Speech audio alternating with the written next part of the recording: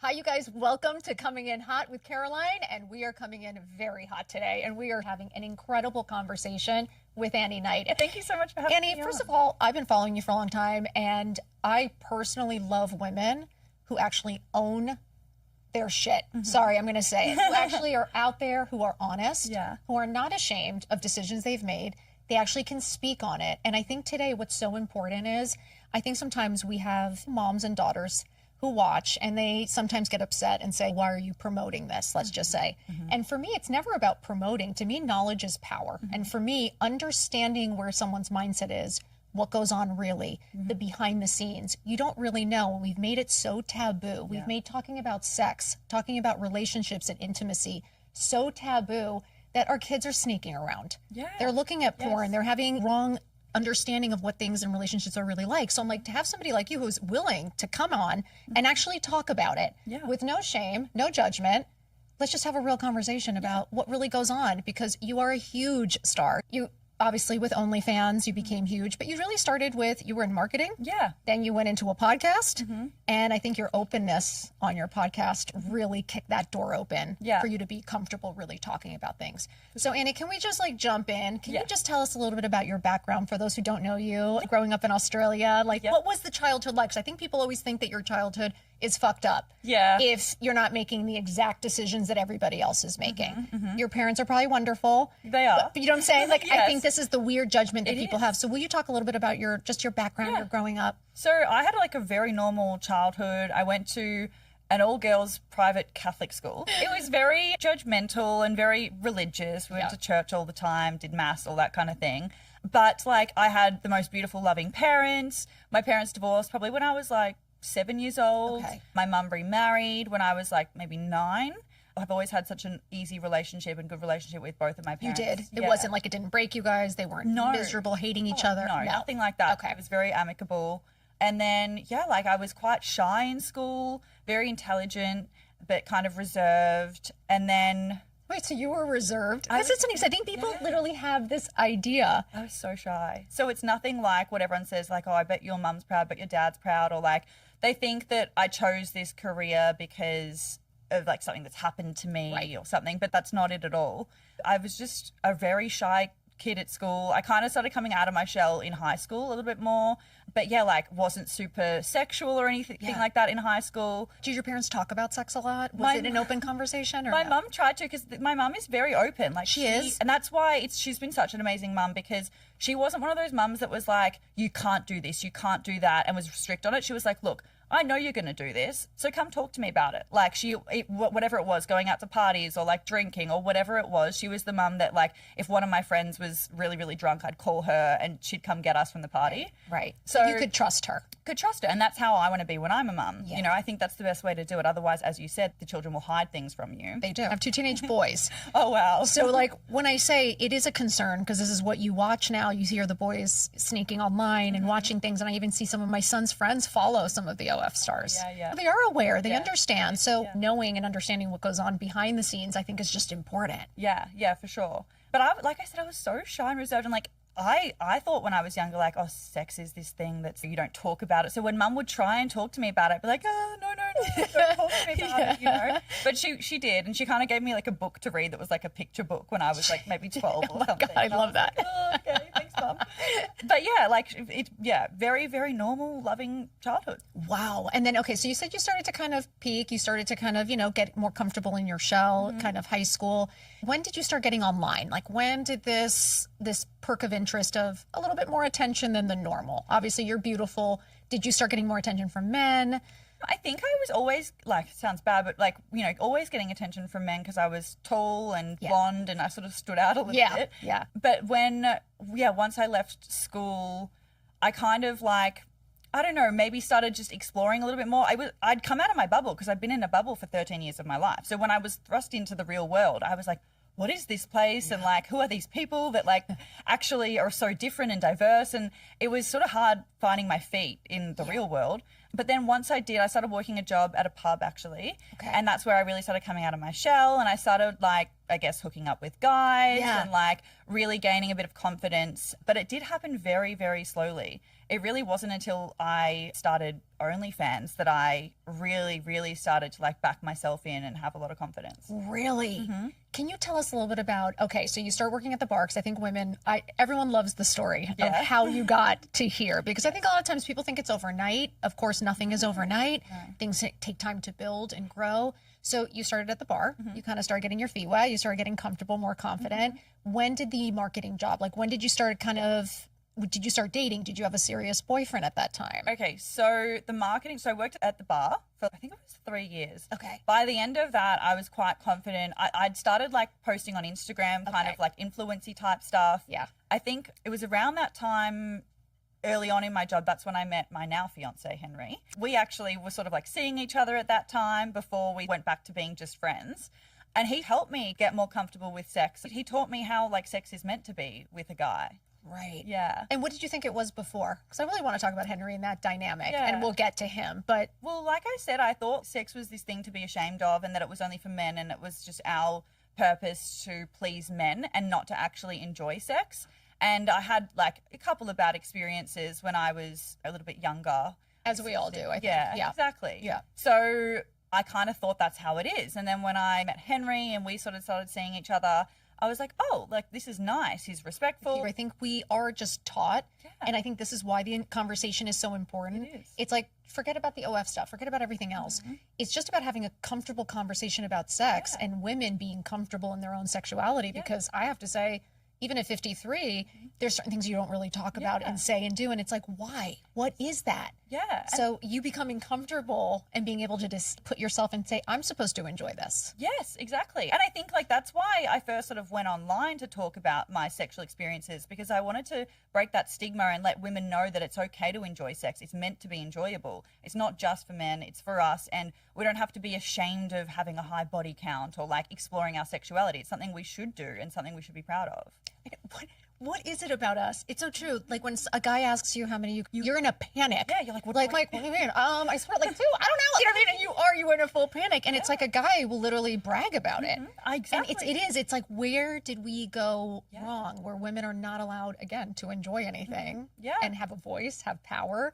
And again, I think I'm all about empowering women, and I think you're empowering them in their sexuality in a way that I think women haven't really looked at it before. No, yeah, exactly right. That's incredible. And I love that it's a man that kind of opened you up. Because I think a lot of the time men, I think, just want what they want. Exactly. And I think finding that right partner also, and somebody who supports you in what you do. Yeah. So he helped you kind of get the Instagram and stuff started, or no? No, I had this like creative flair, and I liked the idea of like being creative and expressing myself on Instagram. So that's sort of what I was doing at the time. And then once I quit my bartending job, I got a few like in between jobs. And then a couple of years later, that's when I got my first job in marketing. Right. And then I did marketing for about 3 years.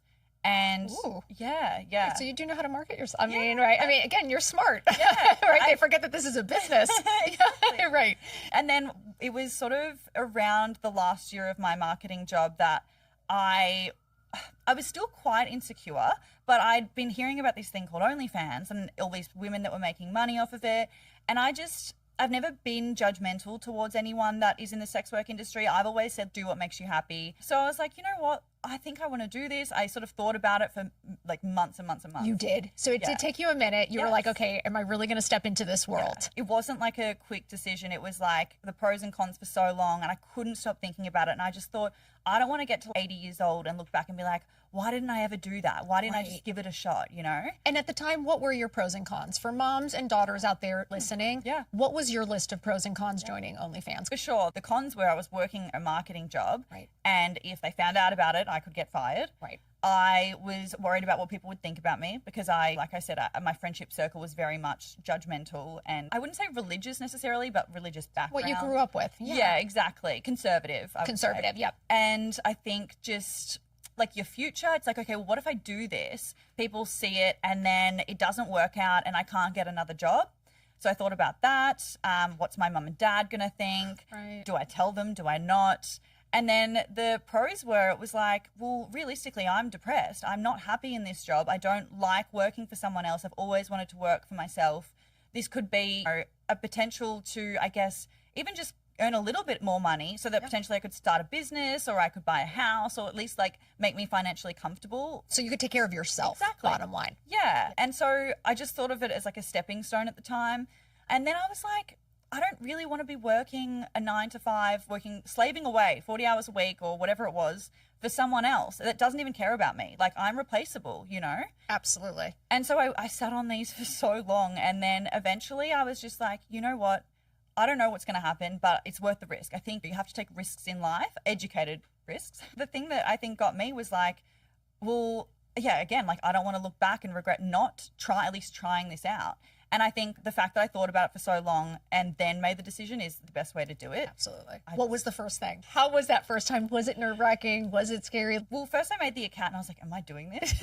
And then I posted a TikTok being like, everyone thinks that, I don't know, I said something about everyone thinks I'm crazy for starting a OnlyFans. And I can't remember what it was, something like that. And I was like, and I was like, oh, but I was nervous, but I was so like, it was thrilling. I was like, oh my God, this is like an adrenaline rush. This is exciting. What if this is the start of something big? Like, you just don't know. Right.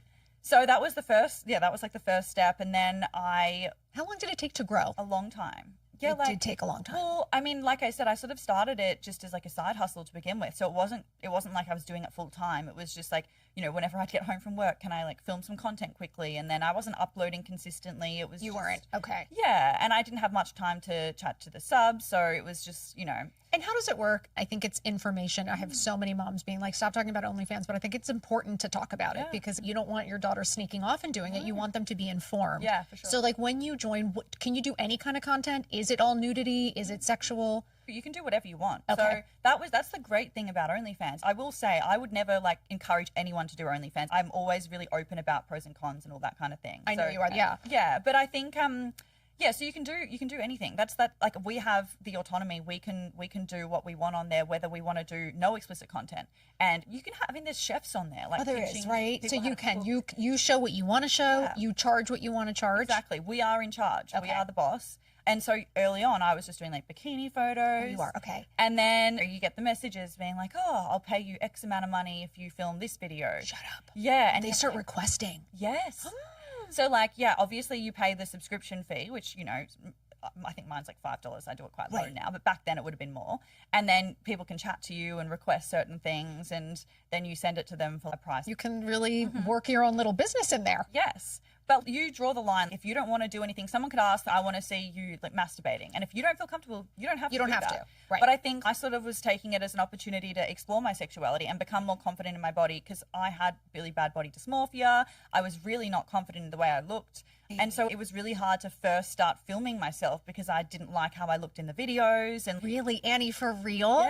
Yeah, for sure. I think it's so important for people to hear that, because everyone thinks online that everyone's perfect and that nobody struggles and that we don't all look at our videos sometimes and feel stressed. Or so you did have a moment of having to get comfortable in your own skin. For sure. That's why, like, I honestly think OnlyFans really helped me become confident and got rid of my body dysmorphia, and like my body image is so much better because I understand that obviously if you're taking a video, of course you're going to have a fat roll at times, or it's not going to be the perfect angle or whatever it is. That's just reality. That's just what it is. Right. But that doesn't mean that I need to like go on a diet or like, that's just who I am. When you get people who love you for just who you are, and that's the thing. And I think it was great. Not to say I needed validation or anything, but when you post a video where you think, oh, I don't look very good in that, but I'll just sell it anyway. And you get these people being like, you're the most beautiful girl I've ever seen. Like, you're so perfect, or you're a goddess. It's like, oh, okay, so it's all in my head. Like, I'm just seeing these imperfections, but they're not actually there. Right. No one else sees them. Yeah. I always said about cellulite. I'm famous for showing the cellulite, because I'm like, you see it, but nobody else sees it. And there's so much power in realizing that. Yeah. And then, so what you were saying about making money, it does take time, right? Because I think we do see people counting money. We see, I know Kayla said she stopped counting money because she didn't want to give this look of how much money we make. And it's dangerous for people to know that. But again, it does really, like, this overnight success, that doesn't even happen in OF, right? No, definitely not. I think like everyone thinks that you just take your clothes off and you're going to make $1 million. You're going to make, and it's not like that. And I just want to be clear. I think it's good for you to say the truth. Well, that is the truth. I mean, I've been in the industry now for 5 years, and my success only really started 3 years ago. So it took strategizing. I had to be really business minded about it. I had to try and figure out how I was going to stand out. But yeah, like, I guess winding back a little bit, the first 2 years, it was just a side hustle. And then one of my fears came true. What? What? My work found out about my OnlyFans and I got fired. Yeah. So that's they were probably all buying it and I'm like, how did they find out about it? Well, obviously someone found it. I mean, and so what happened after that? You were like, okay, I'm going to take this on full time. Yeah. So the funny thing is, the day before, I called my now fiance Henry, and I was bawling my eyes out, being like, I hate this job. I'm so unhappy. I know this is crazy, but what if I just did OnlyFans full time? Should I do it? Should I do it? And he was like, look, I'm not going to tell you what to do or what not to do, but I just worry about your future and like your mental health and all this stuff, just being a good friend. Right. And I was like, okay, true. Like, I'll just tough it out. It'll be okay. Next day I got fired. Meant to be. Meant to be. So, and the first feeling I felt was relief and excitement. And I was like, this is a sign from the universe and I have to take it. I'm just going to go full time on OnlyFans, put 120% onto it and just work really, really, really hard. And hopefully I can make enough money to set myself up forever. And what was that? What you taking it on 120%? What did that look like for you? Well, it meant like I was filming content multiple times a day. Okay. It was like from the minute I woke up, I was either doing social media or I created multiple different accounts on different, Twitter, Instagram, all the different social Hitting medias. Everything. Yeah. And just like now that I had all this free time, I was just trying to make sure that I was like actually putting in the work and filming the videos and releasing X amount of videos per week and talking to the subs as much as I could and all that kind of stuff. Because you have to like DM, right? Is that what you mean by subs? Yes, like people who follow subscribers, you keep that connection, just like Instagram, right? That you DM and keep a relationship going with people. Way more important because they're paying to talk to you. And so if they pay and you don't respond, then they're going to be like, well, I don't need to subscribe to you because you're not going to message me. Right. So it is like a full-time job. Yeah, I mean, it really is. Yeah. And then, so where do we start making this transition when OnlyFans, when you start transitioning into more sleeping with men? Because I know there was a whole challenge that you did. And I really just want to just dig in. I have a bunch of questions I'm going to ask you after because I wanted to ask you some really important questions because I know at the end of the day, you are a businesswoman and I really want to emphasize that. And you have an incredible product coming out that I clicked on it and I was like, this is genius. I am like, I don't know where you came up with that, but it's genius and I cannot wait to discuss it. But can we talk about how you transitioned to get to where you are today? Yes. What was this? How did OnlyFans transition into in-person work? Yeah. So it's interesting. Even when I went like full time on OnlyFans, which was early 2022. Yeah. So over 3 years ago now, I wasn't doing like. It was after COVID. It was after all of that. Yes. Okay. So I started during COVID, but then when I went full time, it was after COVID. Right. I wasn't comfortable doing, we call it boy-girl scenes. Yep. I wasn't comfortable with that yet, so I was doing a lot of solo stuff. Okay. But I kind of got to the point where I was like, right, I've been doing this now for like 2.5 years. I think it's time to start exploring. So I went on Hinge. I think because I was posting a little bit on TikTok and Instagram, some people sort of knew me when they went on Hinge. Right. They would know who you were. Yeah. Kind of. Yeah. Yeah. I was really not well known at the time, but like, I guess some people saw me. And I got this guy being like, oh, I know who you are. I'd be down to film. And I was like, okay. And so I got him to send me like a picture of his ID, making sure that he's like a legitimate person. Yeah. What is the background check? So you're checking ID? Yeah. It's changed over time. Back then I literally just got their ID. Right. You're like, great. Fake. Yeah. So do your background check. Right. But so I did that. And then I caught up with him for coffee first. And I was like, oh, he's cool. Like, I think I could do this. Yeah. Okay. And keep in mind, like, I wasn't very sexual. Like, I was still very timid when it came to sex, but I had this excitement about it. I was like, I think it's time I need to explore it. Like, I think I was 24 at the time. And I was like, I really need to, like, start exploring more and knowing what I like and what I don't like. And there's only one way to do that is just trying. And it didn't have to be like, I'm in love with him. You were kind of like, I want to just test things out and see how I feel. Exactly. So you were kind of using him as much as, people try to make it seem like they use you, but you were also. Yeah, it was mutual. We knew what it was. We weren't going to fall in love. It was what it was. And had you watched porn before that? Yes, yeah. You had seen it. So you kind of, okay. Yeah. Does it compare? Is it kind of the same? Like as in filming? Yeah. When you're filming, like, are you kind of filming a porn or is it different? Is it more content based? Really depends. Back then it was very amateur style and I still have a lot of amateur style content. It's just filmed on an iPhone, sort of POV style. Yeah. It's not like a full production. Right. Because it's more personal, more right? Personal. Yeah. Okay. Yeah. Like you're getting a peek into a bedroom. Exactly. Like you're there. I think when the subscribers watch it, they're like, oh, I feel like I'm. Yes. the guy. Okay. That makes sense to me. Yeah. Okay. Yeah. So, we did it and it was great and I felt really comfortable. And so I sort of filmed a few videos with him after that. Okay. What did Henry think? Henry, well, we were friends. This was after we briefly dated. But we were completely different people back then. Right. And we just were not, it was not the right time. Okay. So we dated for like 3 months and then we're like, okay, let's just be friends. Okay. And so, yeah, but he was just like, this is fun. He was excited for me because he knew I'd been like really timid about sex and I was unsure. But yeah, he was obviously like, just be safe. Right. So yeah, then did that for a while and then sort of stopped filming with that guy because I moved cities. And then I started getting into girl on girl stuff with other creators. That was like exciting because I'd never done that before. Right. And I didn't know. I was like, am I into girls? Like I might be, and I've never tried it. Right. So that was really fun. And it was also, it's fun filming with other female creators. Who was your favorite creator to work with? Do you have one that we all know? I mean, I've worked with Kayla Jade. Right. And she was amazing. I collabed with her in 2022. She was one of my early... She was? Okay. Girl collabs. Yeah. I saw the way she worked and she was like, because we do things called custom videos. Yeah. So we just filmed this scene together and I was exhausted. And she's like, okay, guys, do you mind if I just film some custom videos for my subscribers? And she was just like working away. And I was like, look at this machine. I was like, okay, that's a bit like inspo vibes, you know? So that was cool. Yeah, she was great. I was probably late 2022 when I started like dating a bit more and I started sleeping with guys and exploring a little bit more, and it was fun and I was really enjoying it. And not all the experiences were good, of course, yeah. It was fun going on dates with guys and getting to know who I was as well, because you don't really know who you are until you have these experiences, I suppose. And then it was 2023, I reckon it was like around March, when I was like, I'm not making money on OnlyFans anymore. You weren't really? So oversaturated. I was making money enough to like more than I was in my marketing job, but it was not enough to set me up forever. You know, yes, I was like, I'm going to have to work until I'm 80 doing this at this rate. Yeah. So I need to do something. And I was doing what everyone else on the platform was doing, which is, you know, the cute little dances and like, I am so awkward and it just didn't work for me and I wasn't bringing in subscribers. And I was like, okay, what are my strengths? What can I use to bring people in? And here's where the strategy comes in. This is where the strategy comes in. This is where I was like, okay, we need to strategize. What's the plan? And I was like, well, my personality. I'm friendly. I can talk to camera.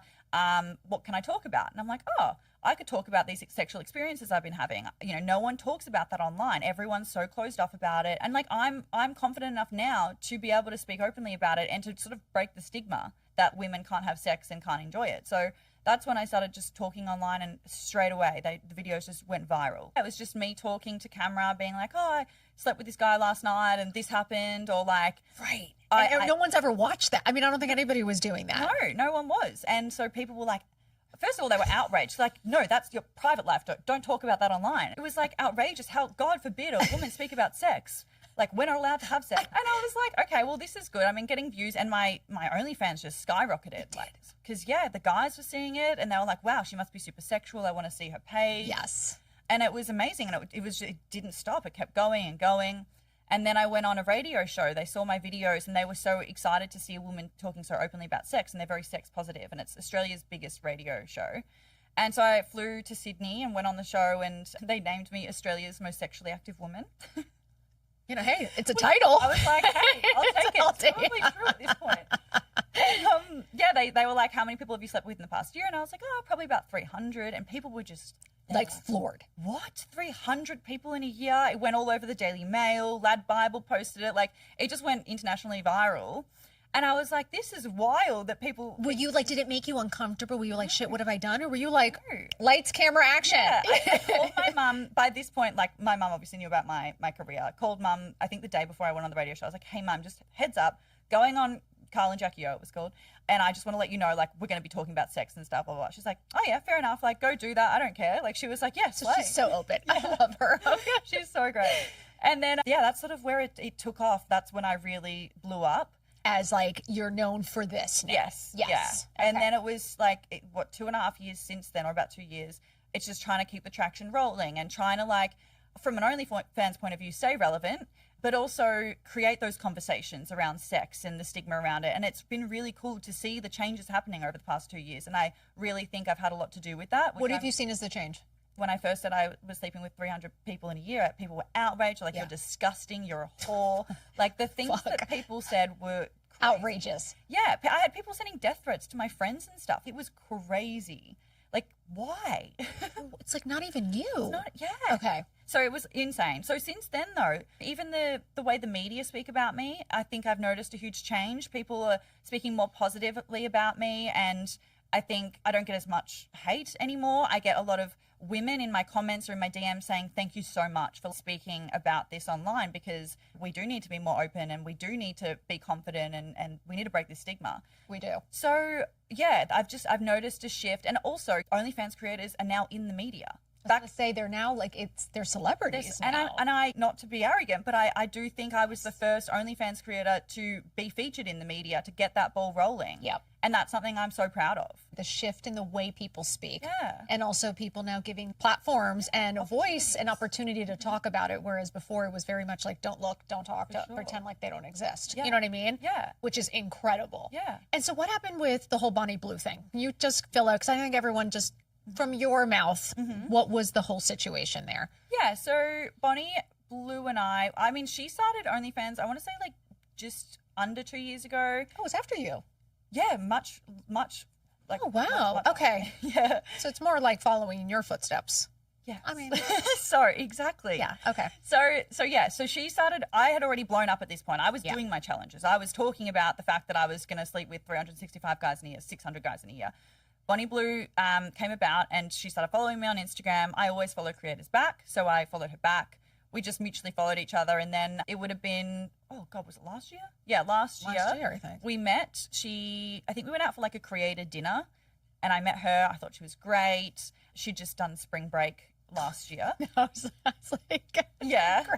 I mean, crazy, but it's also a world you would never have known or seen or know what goes on. So I'm also grateful that it's out there, that you can understand it and know it. Yeah, it's insane. And I think when she did that, I remember thinking, oh, cool, she's taking inspiration from what I've done, but she's putting her own twist on it, because I hadn't done spring break or anything like that. Yeah. But I remembered thinking she's not copying me, but she's taking inspiration from me, and that's really cool. Yeah. And so I'm always supportive of other people in the industry, and I saw her work ethic and I saw what she was doing and I respected it. Yeah. And then we decided she asked me to do Schoolies with her, which Schoolies is basically in Australia, you finish school, you're 18, and you, for a week or 2 weeks sometimes, you go somewhere else in Australia, or you go to Fiji or Bali. And a graduation trip? Kind of, yeah. And you just party and have fun. Okay.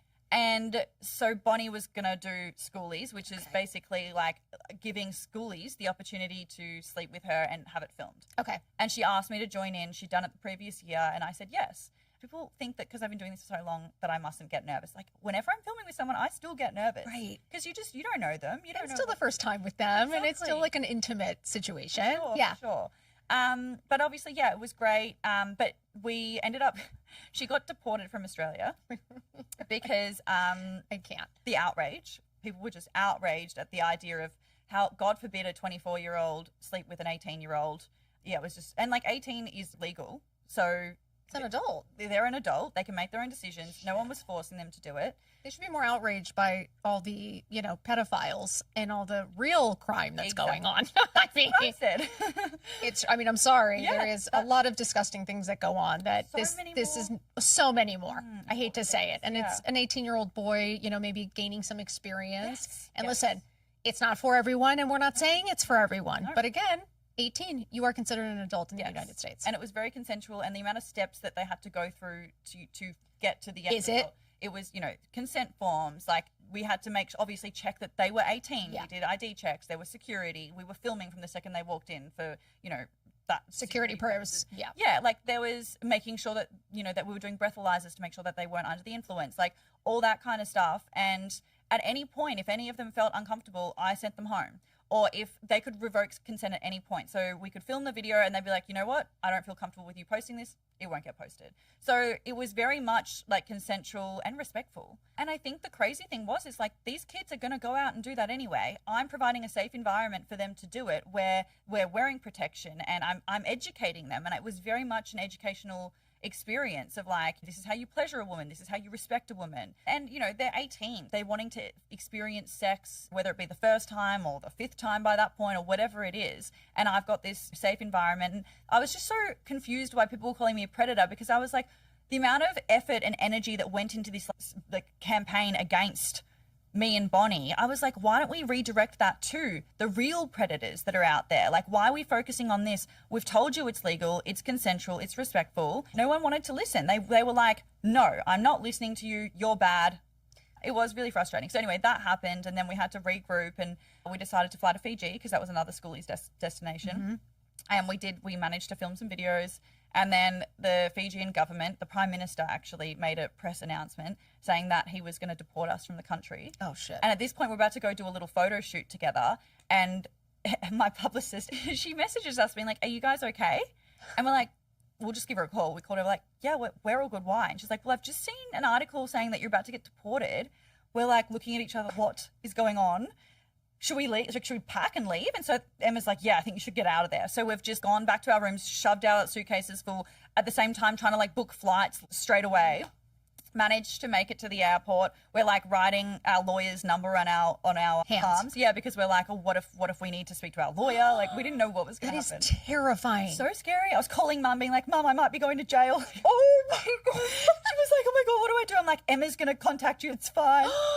Anyway, we made it to the airport. We got our flights booked. I managed to get through and got on the plane before I technically got deported. But yeah, because we were leaving anyway, they were like, whatever, it's fine. Right. So anyway, that was the whole thing. I really liked Bonnie. We ended up doing spring break together earlier this year. And I think like, yeah, I don't know what changed, but maybe it was, I've sort of spoken about the fact that there's been times when I've gotten lost and obsessed with the money and the industry and you get addicted to the work. And I don't know if that's the same with Bonnie. I think I'm so lucky that I have people that could like bring me back, and I don't know, perhaps she doesn't have those same people. So I do have, like, I do understand, but at the same time, yeah, basically she started going online after I did my challenge, which I'm sure we'll speak about. Yep. And was like making fun of like my health issues, not making fun, but like making negative comments towards the health issues I'd had. She kind of said, at least I'm not like bleeding after challenges and vlogging my experience online. Unnecessary stuff that I was like, oh, that hurts a little bit. Reached out to her, didn't really get a good enough reason. Yeah. And then it was probably a week later that because she'd just gotten banned from OnlyFans, she was talking about the fact that she'd sent OnlyFans a list of 10 creators, including myself, that she also believed should be banned from the platform. Why? Because she'd been banned, and I think her shit was going down. She wanted to bring everyone else down with her. And I think that's just a line I would never cross. How could you do that? No. You're meant to be supporting women. Some of these creators have kids and they've got families to support. Yes. And what if they lost their main source of income? That's something that she didn't think about. And just that for me was where I said, no, we're not friends anymore. I can't do that. I don't support that. I am a girl's girl. I love women. It's been hard because my audience is mostly male. I love men as well. And that's great, but I really want to connect with the girlies as well. Like, it'd be great to have like a 50-50 split of my followers where it's like I can connect to the men, but I can connect to the women. I feel like more women are starting to follow. They are. Right? And starting to like interact and like that other aspect of it. Like, it doesn't have to be just that. No. They can follow your entire life. Yeah, and I think like I have a cool life. I have interesting opinions on things, and like I think I would love for women to start seeing that a bit more, and I think they are slowly. I think they are. Cool. Can you tell us a little bit, first of all, tell us about the challenge really quick. Tell us about your experience, your challenge, just because I think it's just one of the negative sides that I think it's important to share. And then I want to talk about your toy that's coming out. Okay. Okay, so the challenge, I did a challenge in May. It was basically, I just said like, I want to give back to my fans. Yeah. They had followed me online for so long, and I had an application form where people could apply to film with me, but obviously I received like 15,000 applications. Wow. 15,000? Yeah. So I was like, oh, there's no way I can go through all of these and give everyone the opportunity. So I was like, you know what? I'm just going to like make an event where I'm going to say, this is where I'm going to be. If you want to come, come. Okay. You don't have to, no pressure. It was kind of like a registration process. So it wasn't like an application. It was like anyone can come. Can show up. Yeah. So I was expecting like 200 people to show up. Luckily, I was super organized. So I had like a team of, I think like 11 with me there on the day. I had assistants, I had security guards. I had videographers, photographers, that kind of stuff. Yeah. And then there was so much to organize. Like, we got a swingers club. We booked out a swingers club. Wow. Yeah, which was perfect. But yeah, I was expecting about 200 people to show up. It ended up being 583. So it was a lot. Oh my God, that's a lot. But thankfully I was like, because I think I received 3,000 registrations for that event. And obviously people don't, like, they'll register but not actually come. So I did expect for them not all to show up. So I got enough condoms and balaclavas and wristbands, etc., for 1,000 people. So I was definitely organized. Prepared. But But yeah, and then everyone... And do they get to ask what they want to do with you? Or do you set the limit? Or do you say what you're willing to do that day? So I had assistants that were like sort of checking them in, getting them to sign the consent forms, etc., that were telling them what was allowed and what wasn't. So the obvious things like no anal. I think I had like no choking, no... Yeah. Because you just don't know what's going to happen. Absolutely. So I was like, let's just be safe. And then they were saying the things they can do, and it was like you have to wear a condom. Right. Even if it's a blowjob, condoms must be worn, all that kind of stuff. So they knew coming in. But honestly, and I was nervous because I don't know these guys. Right. They've just found me online, and they could be anyone. What if you're not attracted to them? So they were wearing balaclavas, so I couldn't really see. Got it. That's what. Okay, so you're not seeing. Yeah. You're not that feeling. And okay. And obviously, not everyone's going to look like Brad Pitt. And right. Unfortunately. But I was prepared for that, and I think. My thing is like personality. I'm like, if they are lovely and they're nice and they're respectful, then we're going to have a good time. So you can get into it, right? Yeah, exactly. And that's what it was. Like, there was not a single person that showed up that was rude or aggressive or anything like that. It was just it was such a fun day, honestly. It really was. It was. And all my staff that were there, like a lot of them, they're not in the sex industry, but they just were like, wow, these people are so nice and normal and respectful. And it was like a good vibe on the day. Everyone was excited and happy, and people were making friends in the line. Yeah, it was really cool. How does it feel after? So afterwards, I honestly felt pretty okay. My upper body was really sore from holding myself up a lot. Yeah. My legs were sore, stuff like that. But like downstairs, I was okay. Fine. Okay. And then it wasn't until like a couple of days later that I was having like bleeding. Mm-hmm. And I do have endometriosis. Yeah. So I was like, oh, is it just my endometriosis? I'd had sort of issues for the first 5 months of the year where I was bleeding quite a lot. Mm-hmm. And I'd seen specialists. They didn't really know what was wrong with me. And so I was like, you know what? I'm going to be extra safe. I'm going to go to hospital. So I went to hospital, and they ran some tests, did some scans. Of course, the doctors and nurses at that point had seen the challenge. They knew that I'd done the challenge. They knew who I was. Of course, yeah. So they instantly were like, oh my God, she's ruptured something or like something. But you hadn't. No. It was, they think it was either my endometriosis or just stress. Yeah. And yeah, so I'm fine. But you're fine. I'm all good. But anyone who's worried, you are fine. I am fine. Yeah. But yeah, it was an interesting time. And then after that, I was like, right, I'm going to take a break. I was still working in terms of like talking to subs and filming little bits of content, but I stopped filming with people at the time. Yeah. I was like, I need to give my body some rest. I think the bleeding was caused from stress, and I overworked myself. And so I took a little bit of a break, and now I'm all good again. And you're all good again now. Yeah. And do you still would you still do another challenge? Like, are you still looking to do this? Or are you kind of like easing out of that and doing more products and podcasts and things like that? I think I'm done with the challenges for a few reasons. I think I don't want to promote challenges in a way that women in the industry think that they need to do challenges to be successful. Right. So there's that. And then also OnlyFans are no longer allowing challenge content anyway. Oh, they're not. So okay. There's that. Are they cracking down now too? Yeah. Okay. That's why Bonnie Blue got banned from the platform. Okay. Yeah. So yeah, I'm sort of leaning more towards, I guess, just being myself. I'm doing more creator collabs. So like just like filming with professionals and doing that, which is really fun. Yeah. I'd love to get into more mainstream porn. I would love to, I guess, get more into like the influencing side of things. I think brand deals are happening now with OnlyFans creators, which is really cool. I love doing podcasts. I would love to get more into the business side of things and all that kind of stuff. And tell us about your products. And I think one of the smartest things I think any entrepreneur can do is have a product to sell that keeps that's not necessarily always you and your name. Yes. And you having to be on 24/7. Mm-hmm. Can you tell everybody about Well, I'm like, which one are you talking about? the toy? The toy. Okay, yes. We'll talk about the other ideas, but the toy I was like, I have never heard of this. Oh, really? The vagina? Yeah, you haven't heard of it? No. Oh, okay. Tell us, how is this done? Like, how did you come up with this and how did you get this done? Because it is genius. It's a pocket pussy, I guess you could call it. It's basically like it's a pocket pussy.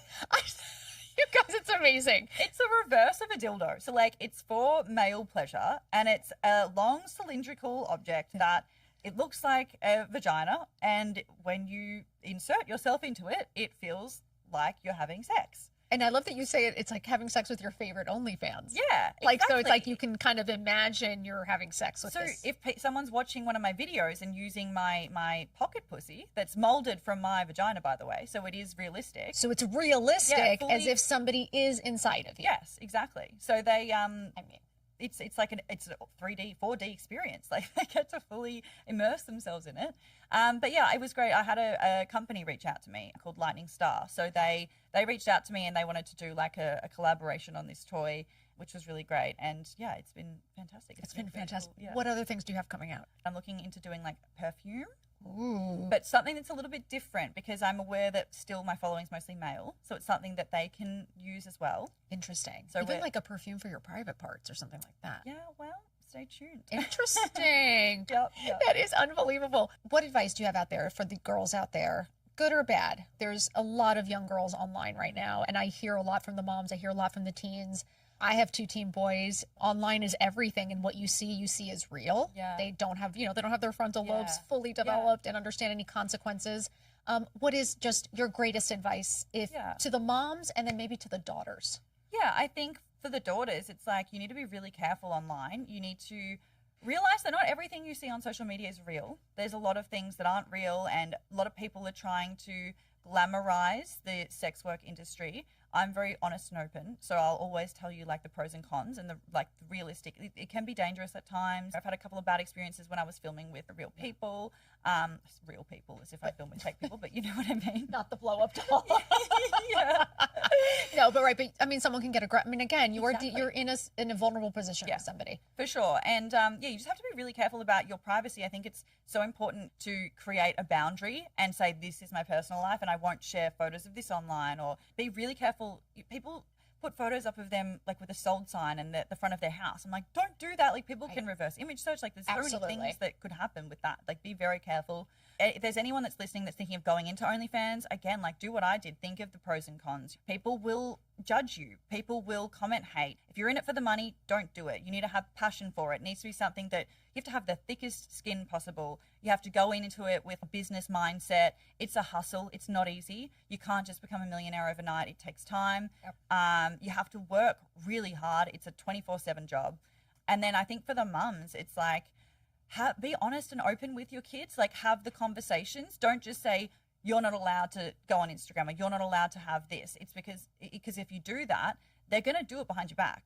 So if you say to them, look, I'm going to let you do this, but these are the rules and I want you to talk to me, and you educate them. You say, look, there's creepy people out there. You've got to be careful. You can't trust anyone online. You've got to be careful with what you share online. It's all about the education and the conversations. Yep. And making them feel like they can trust you, and that if anything ever happened, let's just say they created an OnlyFans account and they got a stalker, they feel like they can trust you and come to you and be like, look, Mum, I did this, help me, And be able to know that you're going to help them and not judge them. For sure. Thank you for that advice, because I do think it's really important to put that out there, that there's good, there's bad and ugly in every industry, unfortunately. You have no idea who you're dealing with in any industry. So I'm always telling girls, be very smart, be very careful who you surround yourself with and who you trust. For sure. Thank you for being here. Thank you for having that voice. Thank you for spreading it, and we need to hear it, and I can't wait to see where the toys come from. Yeah. The perfume. I'm ready for it, Annie. We will be in next week with another episode of Coming in Hot. We really appreciate you being here. Please leave a comment, leave a review, hit the follow button. You guys check out Annie Knight. Go give her a follow. Love you guys. Mwah.